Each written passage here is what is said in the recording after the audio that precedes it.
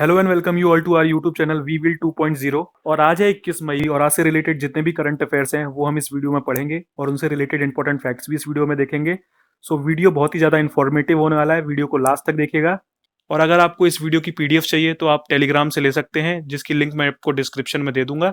और आप हमको इंस्टाग्राम पर भी फॉलो कर सकते हैं, जिसका हैंडल आपको स्क्रीन पर दिख रहा है। सो आपका टाइम वेस्ट ना करते हुए वीडियो को करते हैं शुरू और चलते हैं अपने फर्स्ट क्वेश्चन पे। So our first question is which of the following bank became first bank in India to allow video KYC. निम्नलिखित में से कौन सा बैंक वीडियो केवाईसी की अनुमति देने वाला भारत का पहला बैंक बन गया है? तो इसका करेक्ट आंसर है option C, Kotak Mahindra bank.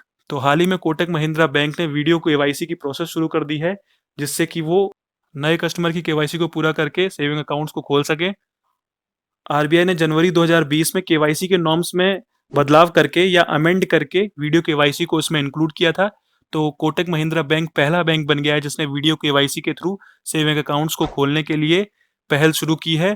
तो जब कोटक महिंद्रा बैंक की बात हुई है तो उसके बारे में भी कुछ जान लेते हैं।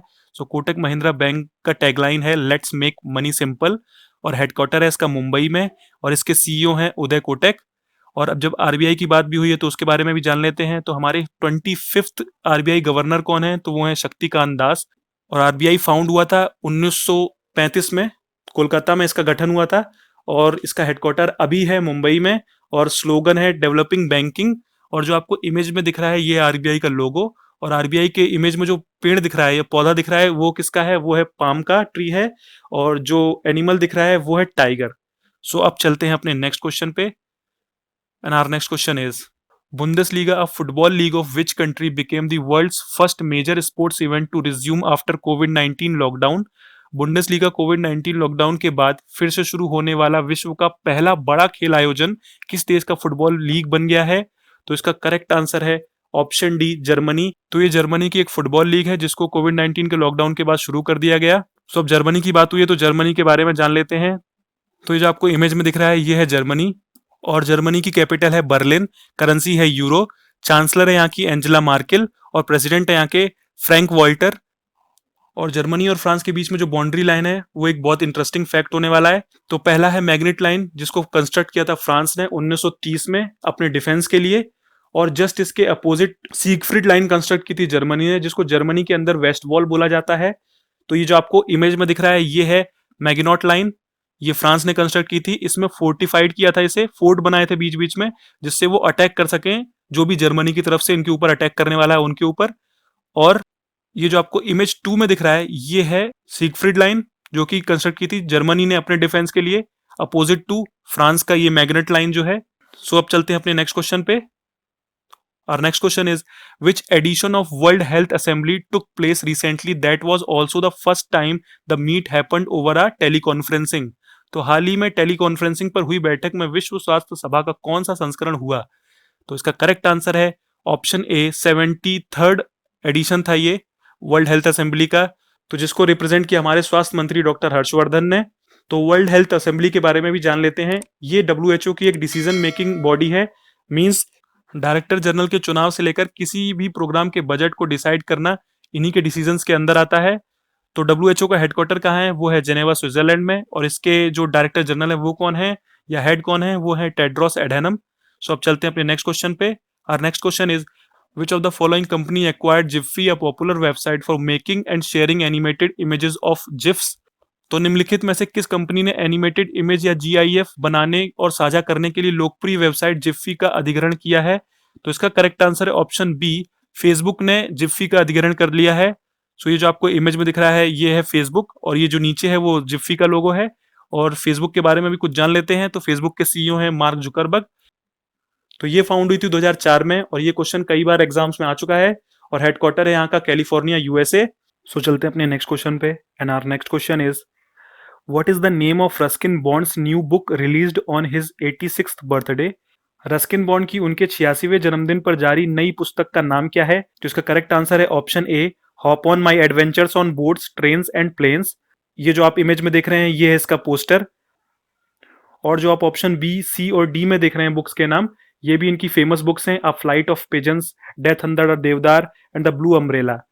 सो ये जो आपको इमेज में दिख रहे हैं ये रस्किन बॉन्ड, जो कि अब 86 साल के हो चुके हैं। सो अब चलते हैं अपने नेक्स्ट क्वेश्चन पे। And our next question is who among the following won Alexander Dalrymple award 2019? तो निम्नलिखित में से किसने अलेक्जेंडर डेलरिम्पल पुरस्कार 2019 जीता?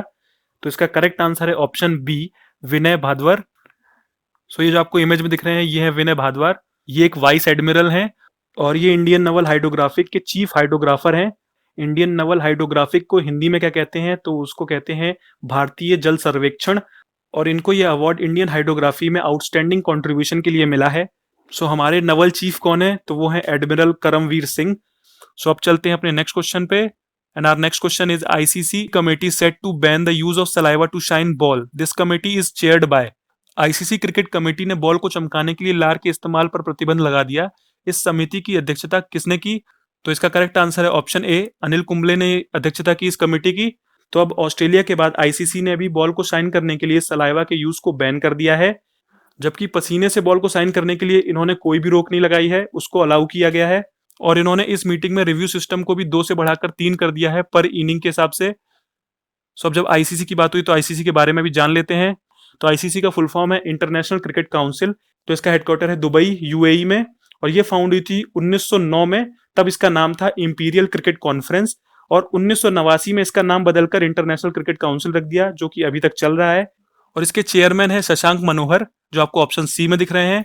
और जो आपको ऑप्शन डी में दिख रहे हैं मनु सोनी, ये इसके सीईओ हैं। और जो आपको ऑप्शन बी में दिख रहे हैं सौरव गांगुली, वो बीसीसीआई के चेयरमैन है। तो अब चलते हैं अपने आज के वन लाइनर्स पर। तो हमारा पहला वन लाइनर है कि इंडिया पोस्ट ने प्रवासी श्रमिकों को समर्पित एक विशेष डाक कवर जारी किया है। तो जैसा कि हम जानते हैं कि लॉकडाउन की वजह से इस समय प्रवासी मजदूरों को बहुत ज्यादा प्रॉब्लम फेस करनी पड़ रही है। तो इंडिया पोस्ट ने प्रवासी मजदूरों के सम्मान के लिए ये डाक कवर जारी किया है। इसमें इन्होंने 4 मजदूरों को बुलाया था अलग अलग सेक्टर्स से, और उनके द्वारा ही ये जारी किया गया। तो चलते हैं अपने नेक्स्ट वन लाइनर पर। लेसोथो के प्रधानमंत्री थॉमस थबेन ने अपने पद से इस्तीफा दे दिया। लेसोथो एक कंट्री है, वो पड़ती है अफ्रीका के अंदर। सो अब चलते हैं अपने नेक्स्ट वन लाइनर पर।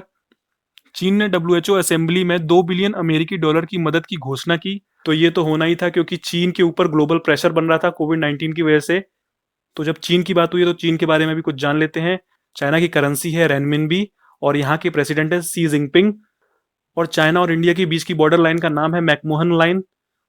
तो अब चलते हैं अपने नेक्स्ट वन लाइनर पे, जो कि है केंद्रीय मानव संसाधन विकास मंत्रालय ने नया मोबाइल ऐप लॉन्च किया है। उसका नाम है नेशनल टेस्ट अभ्यास। इसको लॉन्च करने वाली कंपनी का नाम है नेशनल टेस्ट एजेंसी। और हमारे यूनियन एचआरडी मिनिस्टर हैं रमेश पोखरियाल निशंक। मतलब कि हमारे केंद्रीय मानव संसाधन विकास मंत्री हैं रमेश पोखरियाल निशंक। सो अब चलते हैं अपने नेक्स्ट वन लाइनर पर, जो कि है चक्रवात अम्फान 200 किलोमीटर प्रति घंटे से अधिक की हवा की गति के साथ एक सुपर चक्रवात में बदल गया है। तो ये चक्रवात किस रीजन को हिट करने वाला है? तो ये चक्रवात हिट करेगा उड़ीसा और वेस्ट बंगाल को। और पिछले 2 दशक के बाद ये पहला साइक्लोन है जो इस रीजन में हिट करेगा। तो ये था आज का हमारा सेशन। आई होप आपको अच्छा लगा होगा। अगर अच्छा लगा है तो प्लीज लाइक कर दीजिए, और अगर आपने अभी तक सब्सक्राइब नहीं किया तो प्लीज सब्सक्राइब कर दीजिए। सो मिलते हैं अपने नेक्स्ट वीडियो में, तब तक के लिए goodbye and thank you.